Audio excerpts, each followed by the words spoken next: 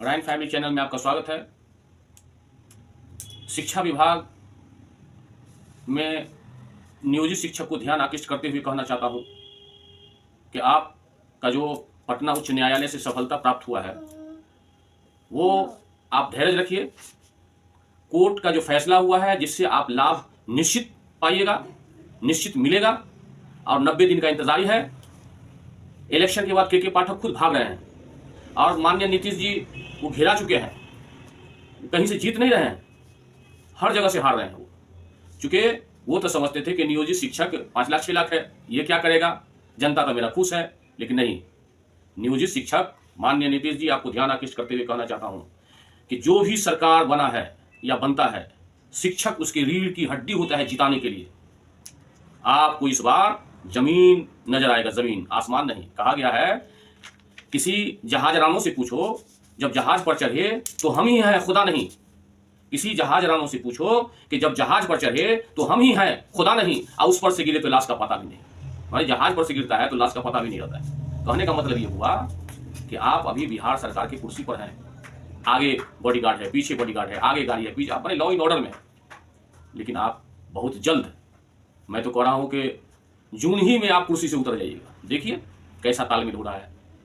इसीलिए आप अच्छा चाहते हैं तो अभी भी समय है। जहां जा रहे हैं बोलिए कि मैं जो कोर्ट का फैसला हुआ है मैं निश्चित ही फैसला को लागू करूंगा, एरियर दूंगा, जो वेतन बनता है वो दूंगा।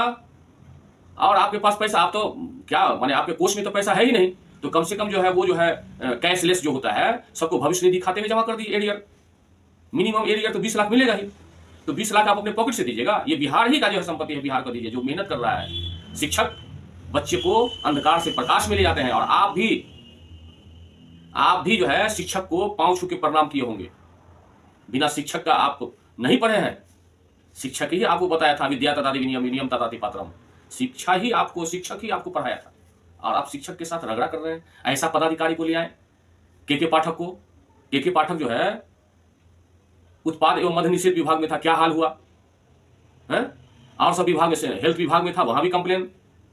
और खाद्यान्न विभाग में था, वहां तो भागे वहां से तो नहीं चला। गिट्टी वालों के मामला में जो है भागे जो है दूसरे विभाग में भागा। शिक्षक लोग जितने शरीफ हैं, इसके साथ आपके के पाठक जी अन्याय कर रहे हैं।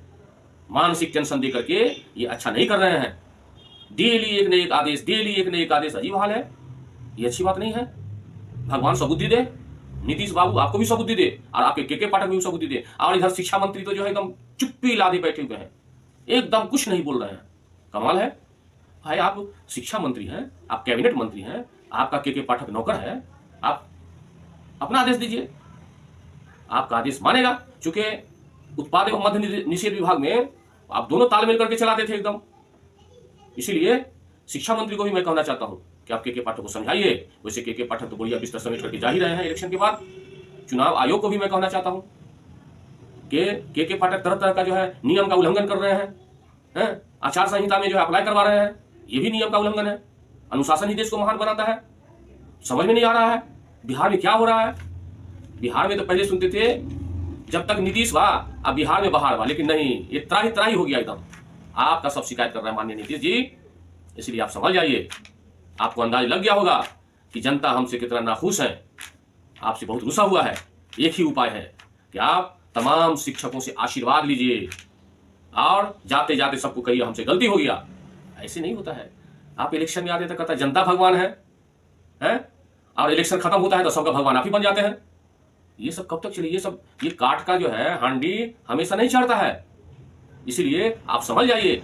मैं सोशल मीडिया के माध्यम से कहना चाहता हूं कि आप संभल जाइए और शिक्षक लोगों को इतना प्रताड़ित नहीं करवाइए। सारा दोषी आपका है।